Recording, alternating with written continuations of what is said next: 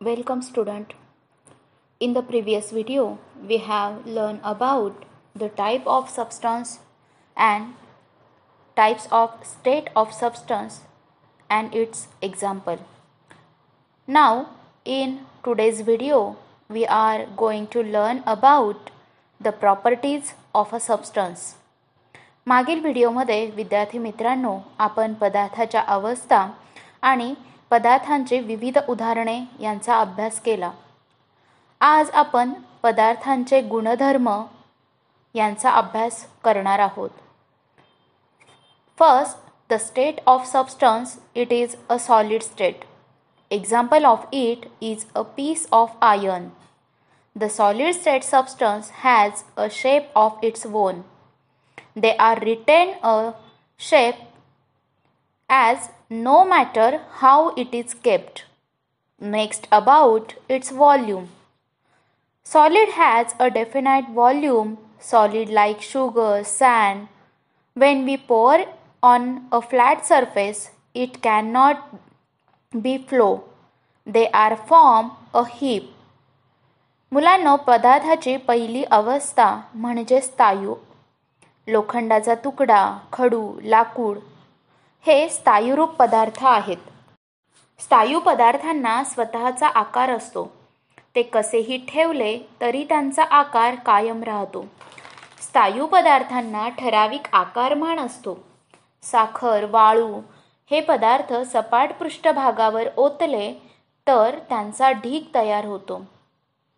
Then the next state of a substance is a liquid state. Like water, spirit, oil, milk, these are a liquid substance. Liquid does not have any specific shape of its own. It takes a shape of container as like we pour in it. The liquid has a specific volume and they are occupies a definite portion of a container. They are spread over a flat surface. When we pouring them on a flat surface, they are flows down toward a slope. द्रव अवस्था ही पदार्थाची दुसरी अवस्था आहे. पाणी, spirit, तेल, दूध यासारखे पदार्थ द्रवरूप अवस्थेत आढळतात. द्रवाला स्वतःचा आकार नसतो. ते भांड्याच्या आकाराप्रमाणे त्यांचा आकार बदलतो. आपण जर एखादा द्रव पदार्थ म्हणजे दूध जर पातेल्यात ओतले तर त्या दुधाला पातेल्याचा आकार मिळेल. जर ते ग्लासमध्ये ओतले तर त्याला ग्लासचा आकार मिळेल. द्रव पदार्थांना स्वतःचे ठराविक आकारमान असते. ते भांड्यातील ठराविक जागा व्यापतात. द्रव पदार्थ सपाट पृष्ठभागावर ओतले तर ते उताराच्या दिशेने वाहतात. Student, the gaseous state is the next state of substance. Like air, water vapor, smoke, these are the gaseous substance. It does not have a shape of its own. The occupies all the available space in the surrounding, like as a smoke of agarbatti or a perfume spray. A gas does not have a definite volume. They are change their volume as a pressure on gas is increase or decrease in a closed container as its volume also change. वायू अवस्था ही पदार्थांची तिसरी अवस्था आहे. वायुरूप पदार्थ जसे की धूर, हवा, पाण्याची वाफ यांना स्वतःचा आकार नसतो.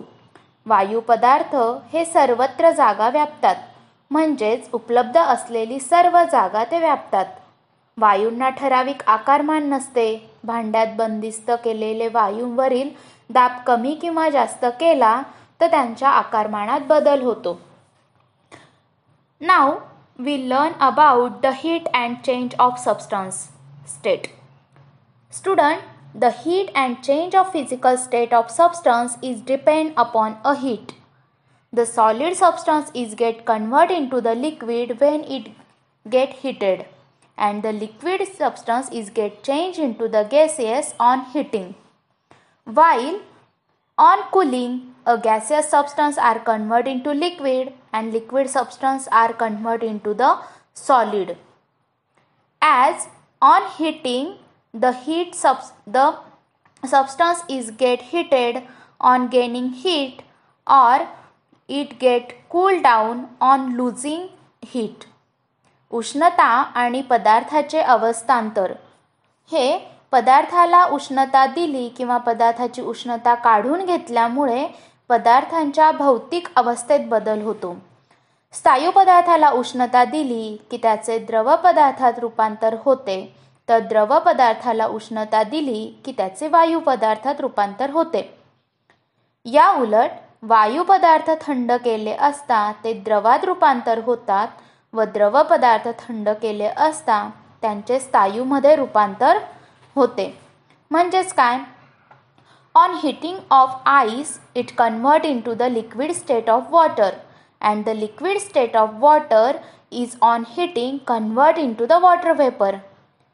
As we give heat, the state of substance is changed, and on cooling, the gaseous substance like water vapor is get cooled down into the water, and when we cool the water, it convert into the ice form.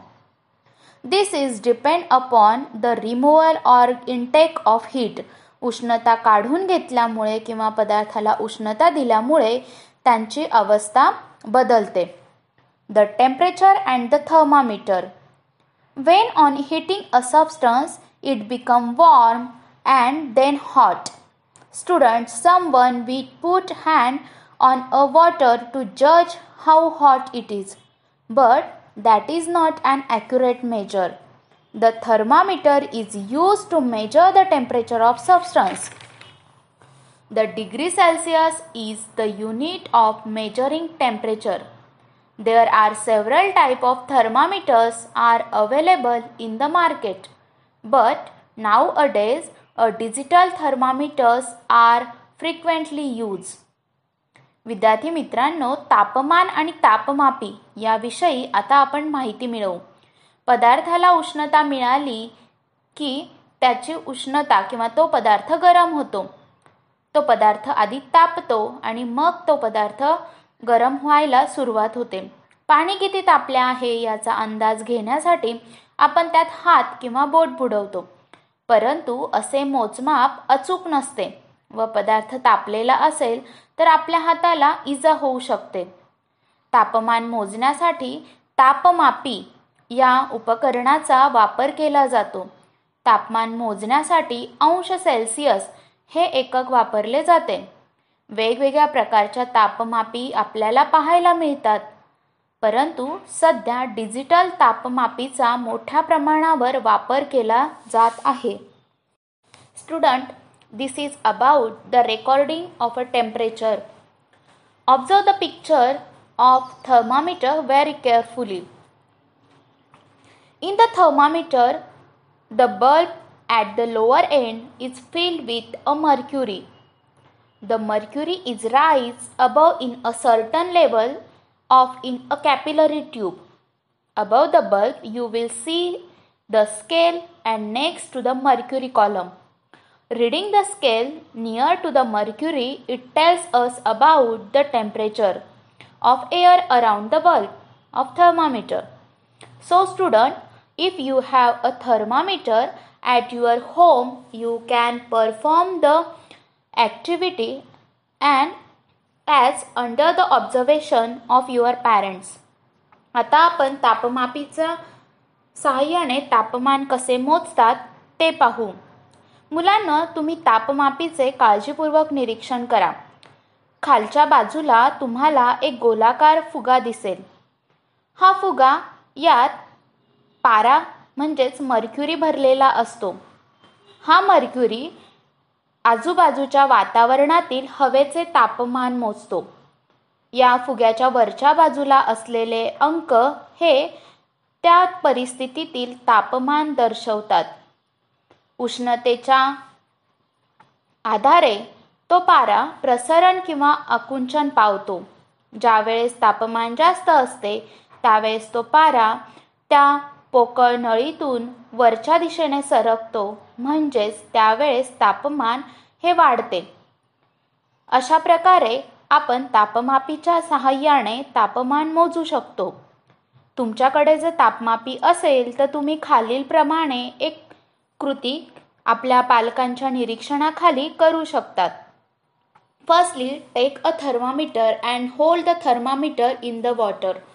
तुम्ही एक तापमापी घ्या आणि ती तापमापी एका बिकरमध्ये बर्फ आणि पाणी घेऊन ती पूर्णपणे बुडवा. As like it look like in a picture at your left side. तुमच्या डाव्या हाताला आकृतीत दाखवल्याप्रमाणे ते दिसेल. In the first picture the thermometer is dipped in the mixture of ice and water.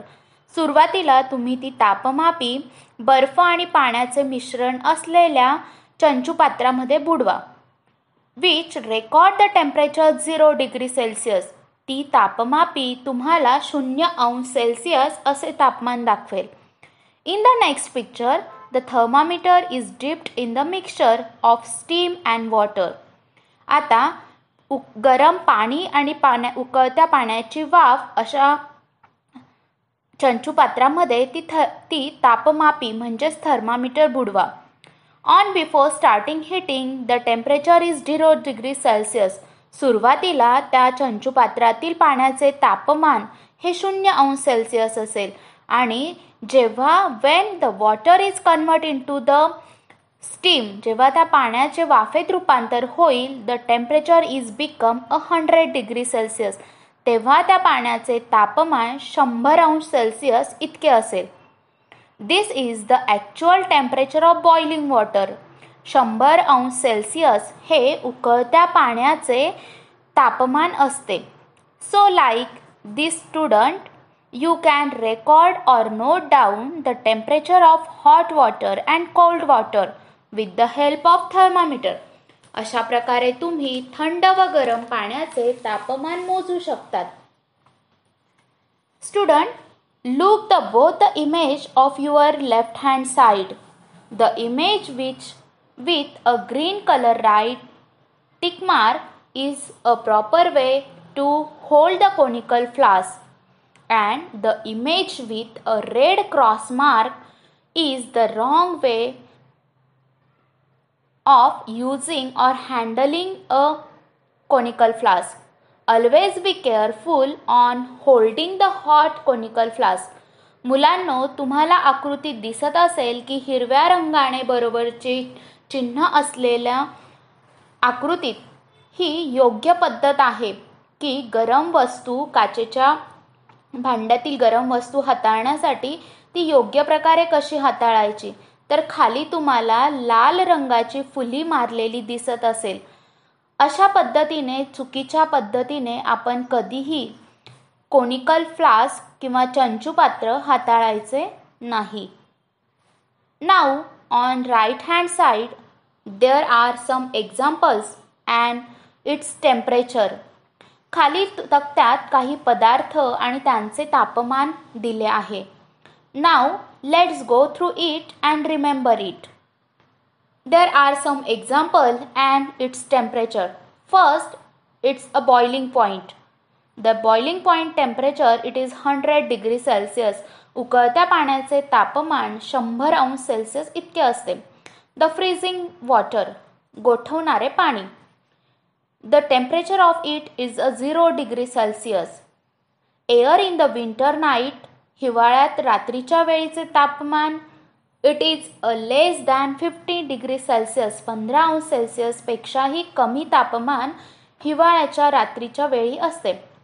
The air in the summer afternoon, उन्हाळ्यात भर दुपारी तापमान हे 15°C पेक्षा जास्त असते. It is a greater than 35 degree Celsius. The temperature inside the fridge it is less than 5 degree Celsius. फ्रीजमधील तापमान हे 5°C पेक्षा कमी असते. इनसाइड द फ्रीजरमधील तापमान हे -18°C पेक्षाही कमी असते. -18°C म्हणजे काय, तर 0°C पेक्षा खाली. जसं आपण संख्या रेषेवर 0, -1, -2 अशा संख्या लिहितो, ऋण संख्या, म्हणजे त्यापेक्षाही त्याची किंमत ही कमी असते. त्यापेक्षाही त्यांची संख्या ही कमी असते आणि म्हणून शून्यापेक्षा खाली तापमान जर दर्शवायचं असेल तर वजा हे चिन्ह वापरलं जातं. म्हणजे -18 म्हणजे काय, तर 0°C कमी तापमान. सो द इनसाइड द फ्रीजरमधील तापमान हे किती असेल, तर -18°C कमी. It is less than -80°C. Then the body temperature of a human, normal body temperature, it is approximate 37°C. साधारणपणे शरीराचे तापमान हे 37°C जवळ असते. This is all about the properties of state of substance and the heat and the state of change of substance. Now, student, there are given some difficult words from this content which we have learned in today's video. Learn the difficult words from the given content and write down them in your notebook.